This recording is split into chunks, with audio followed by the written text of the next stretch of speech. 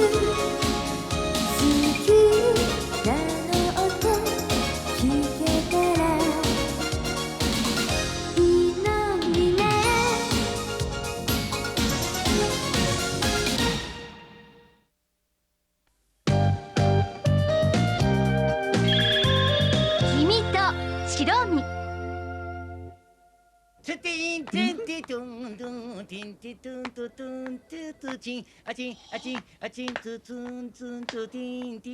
んにちは。ツントティンティツンツントティンティンティトゥントゥント。こんにちは。テティンティンティンティティンチェンジャーサントクーラ。おこんつは皆様方ご声が出ますね。あら、ブラックさん。まあすっかり和服姿が板についちゃってどっから見ても立派な落語家ね。でまだまだでゲス。江戸の落語言葉覚えるのに精一杯ってところでして。いやしかし達者なもんだ。この分ならすぐに話を覚えるだろうよ。ありがとうございます。明治の御代に横浜出身のエゲレス人で落語家になった人がいて、かなりの人気者だったってことですが、説もそれにあやがって人気落語家になりていと思っておりますです。よっ、いいぞブラック師匠。一生懸命精進いたしやすので、せいぜいごひいきにお願いいたしやす。でもブラックさん、お豆腐のメニューの勉強はどうなっちゃったんですか？へい、ちゃんとしておりますでゲス。落語にも酢豆腐て名作がありまして。おやおや、酢豆腐が出てくるようじゃ豆腐料理の勉強がすっかり落語の方に傾いちまったようだね。やだ、部長までちまったようだなんて。おっと、ブラックさんの落語言葉が映ってしまったな。実は今日お伺いしたのは教えていただきたいことがあってのことで。お、何かね。へい、フライドエッグのことなんで。フライドエッグ。はて。ああ、目玉焼きのことだよ。ほんでその目玉焼きがどうかしたのかね。へい、サニーサイドアップとターンオーバーのことを日本語で何というのか教えてもらえてんで。サニーサイドアップ？ターンオーバー？何それ？サニーサイドアップというのは片面だけ焼いた目玉焼き。ターンオーバーというのはひっくり返して両面焼いた目玉焼きのことだよ。そうそう、その通りでゲス。サニーサイドアップか。あ、そうか。そういえば目玉焼きはお日様を連想させますよね。うん、それをひっくり返せばターンオーバーか。なるほど。形は分かったけど、それを何と呼ぶかとなるとね。片面目玉焼き、両面目玉焼きなんて言い方もしないしね。第一、日本で目玉焼きの両面を焼くなんてことあまりありませんよね。そうよね。やっぱりそうか。日本人は目玉焼きを両面焼いたりしないんでゲスね。それがどうかしたんですか？いや、実は説は IFEC の委員でがして、今度の IFEC 大会で日本におけるサニーサイドアップとターンオーバーの実情について報告しなければならないんでゲス。 IFEC？ 何それ？インターナショナルフライドエッグコンフェレンス、国際目玉焼き会議のことでゲス。国際目玉焼き会議？本当にそんな会議があるんですか？まさか落語のネタなんじゃないでしょうね。とんでもない。 IFEC は全世界に会員を持ち、文字通り目玉焼きに関するいろいろな問題を国際的なレベルで討論しようという会なんでゲス。目玉焼きに関するいろいろな問題って何よ？いや、ですから例えばサニーサイドアップとターンオーバーとどちらがいいかとか。そんな問題を大勢集まって討論するわけ？今度東京で開かれる大会には世界75カ国から300人以上の委員が集まります。はあ、呆れた。なんて暇人が多いの？そんなことをおっしゃいますが、目玉焼きっていうものは一番簡単で基本的な料理でゲスから、いろいろと奥が深いんでゲスよ。しかし驚いたな、そんな会議があるなんて。一度覗いてみる価値はあるね。さっきのターンオーバーの件だけど。はい。ターンオーバーとは言わないけど、僕はいつもそうやって焼いた目玉焼きを毎朝食べてるよ。本当ですか？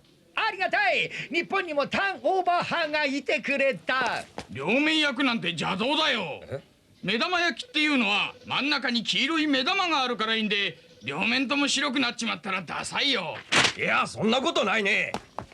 だいたい僕は白身がぐちゃぐちゃしてるのが嫌なんだ。そうそう、十分火を通せば表面の白身もぐちゃぐちゃにならないよ。あら、そんなに火を通したら黄身が固まっちゃうじゃないよ。黄身が硬くなった方がうまいじゃないか。うわいやだ、白身は硬く黄身は半熟、これが鉄則よ。田畑君の言う通り。我が家でもね。パパ早く、学校に遅れちゃうよ。あなた早くしてちょうだい。はい、はい、お待たせ。目玉焼きが焼けましたよ。半熟の黄身にたっぷりと醤油をかけてと。目玉焼きにお醤油？わい、田舎っぽい。生っぽくてすいませんね。その点私は一般的だな。塩をパラリの胡椒をパラリだからな。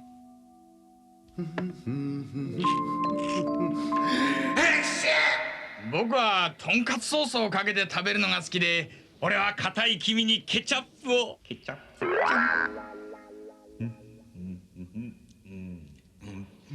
気持ち悪い。卵の本当の美味しさを知らないのね。そんな決めつけ方はないだろう。ケチャップなんて絶対に反対よ。結構なかなかようござんした。皆さんもなかなか目玉焼きにはうるさいじゃありませんか。結構みんな主張するもんだね。やっぱり身近な食べ物だからね。いかがです。皆さんも IFEC に参加しませんか。どんなことを話し合うのかちょっと見学してみたいわね。ほんと、人によってこんなに目玉焼きに対する思い入れが違うんですものね。国際的に見たらどんなことになるのか興味あります。我が文化部が放っておく手はないな。そうでしたも。ぜひ取材させてください。ああ、そうだ。どうせなら我々の身の回りの人の目玉焼きに対する意見も聞いて回ったら。うわー、それは面白そう。それはいいかもしれんな。目玉焼きと私というタイトルで特集でも組みますか。だけどすっかりブラックさんに乗せられちゃったみたいね。ほんと悪い人ね。おっと、目玉焼きのことでお目玉を頂戴いたしました。これはやられたね。何？目玉焼き？私はごく普通の目玉焼きだよ。ごく普通とおっしゃいますと。それは君、白身はパリッと、黄身は半熟、そしてお待たせしました。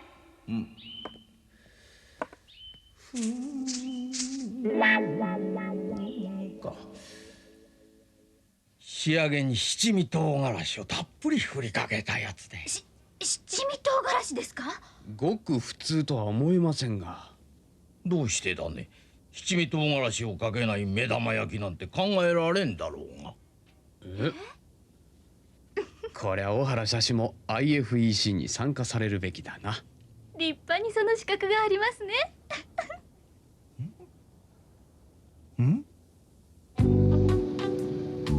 いやよくぞこの私に聞きに来てくれたわい。私はな、目玉焼きでは随分苦労したんだ。苦労されたと言いますと。私は目玉焼きの形が丸いだけってのが気に入らなくてね、金型を作ったんだよ。百聞は一見に近った。見てもらおうか。板山社長がね。人は見かけによらないんですね。私が目玉焼きに凝っては変かね。いえ、そんなつもりじゃ。まあいい。ほら、これが私の研究の成果だ。わ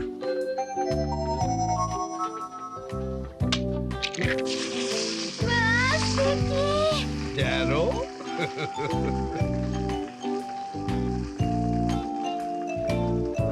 こういういろいろな形の目玉焼きって楽しいじゃろ。これは板山社長も IFEC に入会だな。なんじゃいその IFEC って。これがわしの手製の目玉焼き用の土鍋じゃ。わあ、可愛らしい。ちょうど卵1個入る大きさだね。涼子が美味しい目玉焼きが食べたいというので作ってやったんじゃ。東仁くんの作った土鍋で焼くと美味しいのよね。なあ良子や。アホらしい。遠山東仁作の目玉焼き土鍋か。これ珍品だな。よし、これを美術商に売って何かうまいもの食いに行こう。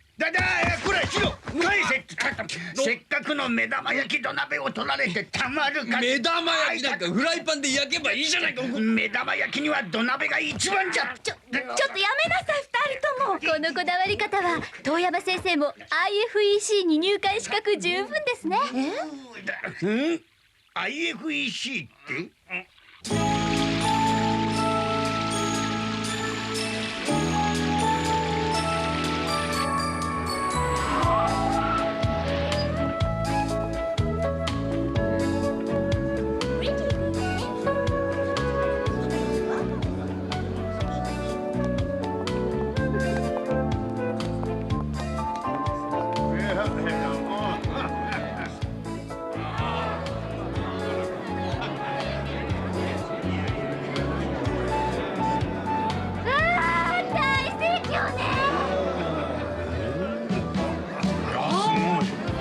どんな会議になるのかしら。楽しみだわ。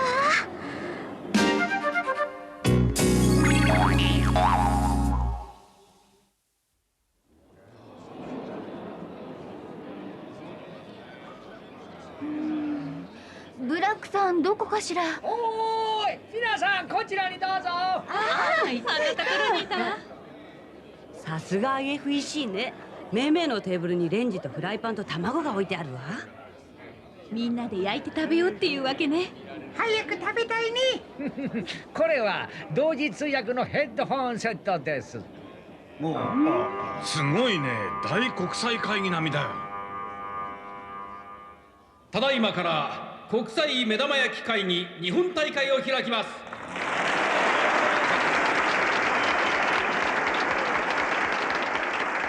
それではまず会長のレジュー氏にご挨拶をお願いいたします。どうぞ。目玉焼きは料理の中でも一番簡単なものであります。しかし単純だからこそ奥が深く難しい。本大会では目玉焼きに関する諸問題について議論を尽くしたいと思います。世界の平和は美味しい目玉焼きから。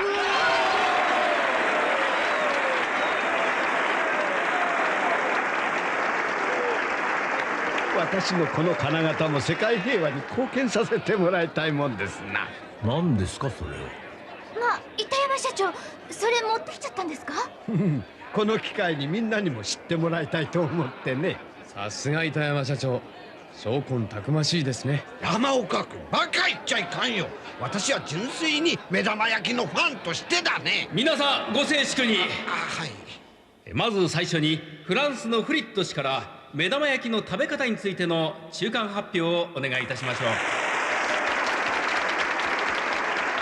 凡人、目玉焼きを食べる際の永遠の課題はどの時点で黄身を食べるかということであります。そうそう、それが問題よね。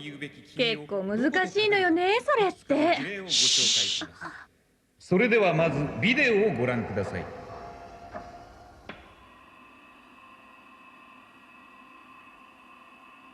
パリ在住のムッシュ・アラン48歳建築家の場合、どうも最後に黄身だけ残すのも好きなものを取っておいたみたいで非常にみっともない。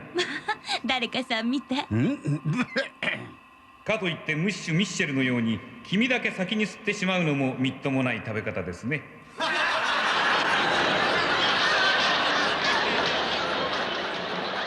はい、それでは最後にあるアメリカ人の例をご紹介します。目玉焼きを縦横に細かく切り刻んでからパンに一口ずつ乗せて食べるというやり方です。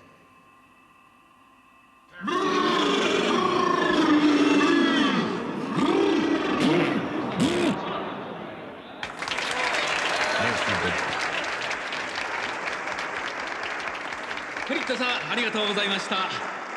では今のフリットさんの問題提起を踏まえて目玉焼きの食べ方を論議していただきたいと思います。今のビデオの最後の食べ方は許せない。あんなに切り刻んではサニーサイドアップもターンオーバーも関係なくなってしまう。ほらほら、その通り。はいどうぞ。私は黄身をつついて破いて、ちぎったパンに黄身をまぶして食べることを繰り返します。その後白身から食べ始め、最後に残りの黄身を食べます。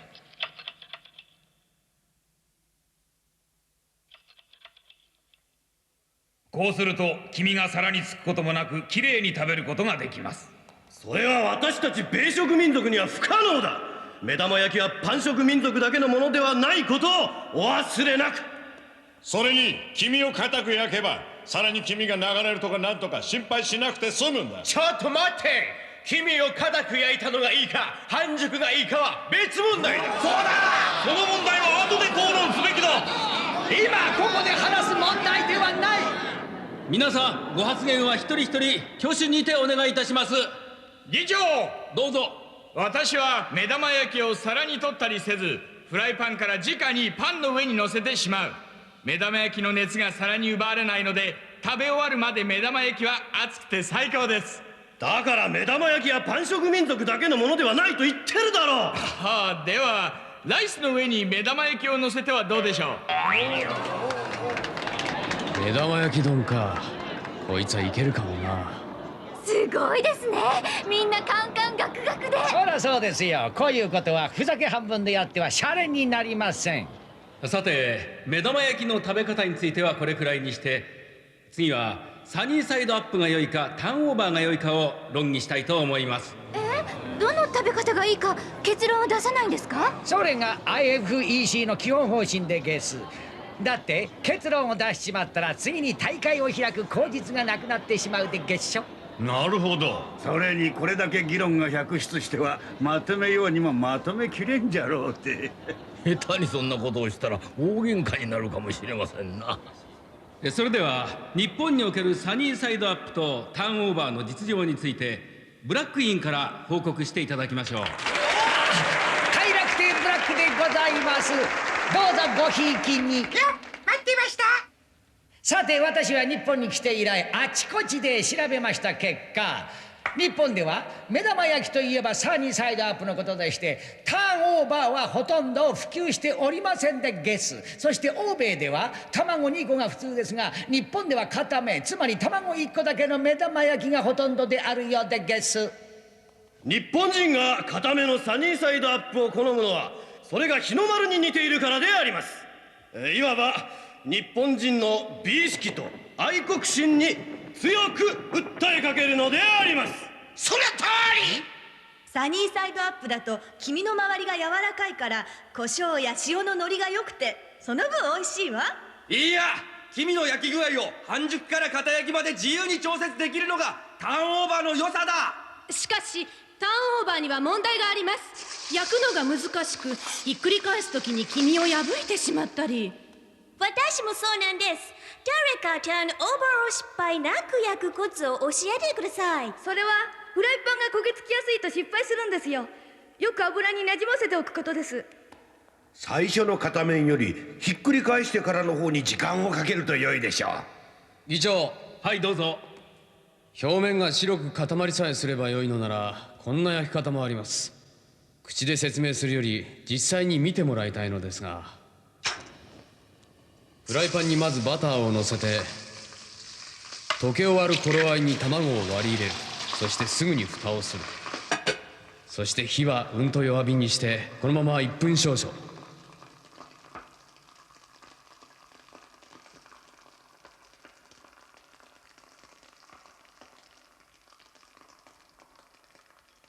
ほら、こうすればターンオーバーをしなくても表面を白く固めることができる。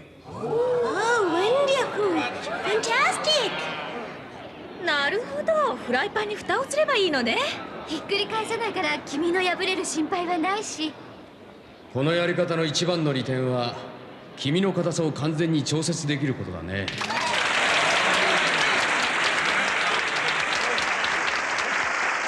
ただいまの焼き方はサニーサイドアップともターンオーバーとも違います。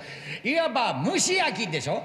これからはサニーサイドアップとターンオーバーの他にこの蒸し焼きも論議の対象に加えることを提案します。山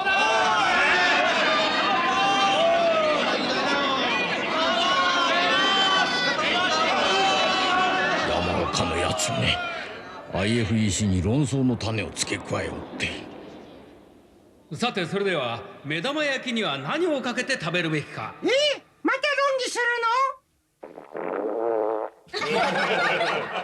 それを論議する前に皆さんで目玉焼きを焼いて食べることにしましょう。待ってました。議論が活発だったので皆さんお腹が減ったことでしょう。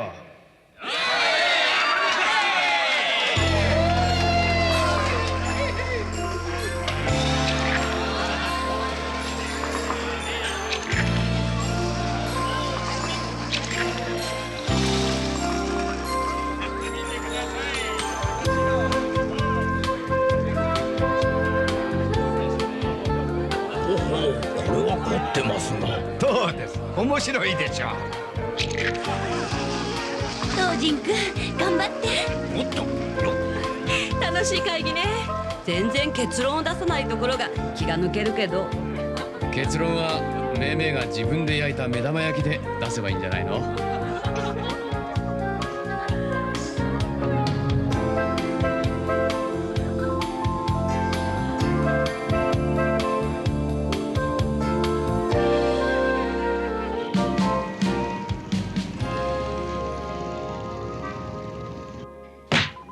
私は社員食堂のシェフを10年やってますが、こんなことは初めてです。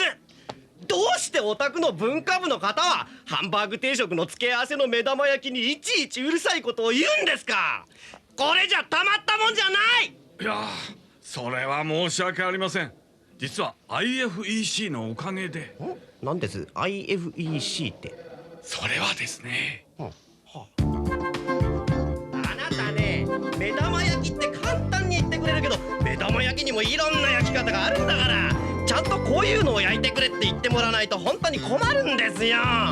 そもそも目玉焼きにはサニーサイドアップ。やれやれ、あんなに熱心に説明しちゃって。ミイラ取りがミイラになったってわけね。社員食堂のシェフも今や立派な IFEC の会員ですね。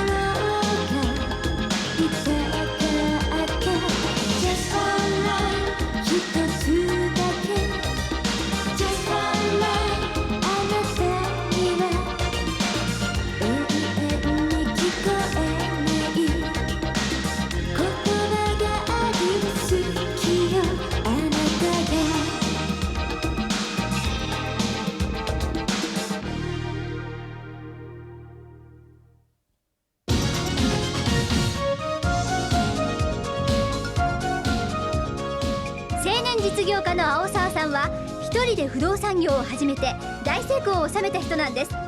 でも彼はどの店へ行ってもアップルパイとアップルティーを注文して必ずまずいっていうの。どうしてそんなことするのかしら。過去に何か原因があるんじゃないのかな。次回究極のアニメドラマ「おいしんぼ母なるりんご」お楽しみに。